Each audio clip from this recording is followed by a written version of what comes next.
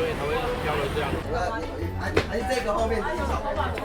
哦，那个小朋友那个蛋糕给到雷射头。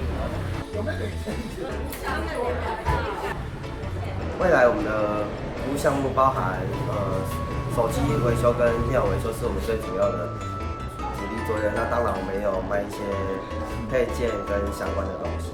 那最近我们有打了一个优惠，就是2人同行电池第2个半价的优惠。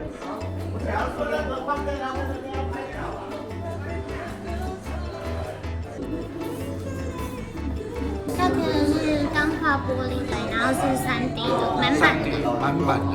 那这样子一个平均的售价在店里大概是多少钱？我们现在是优惠价是300块钱。哦。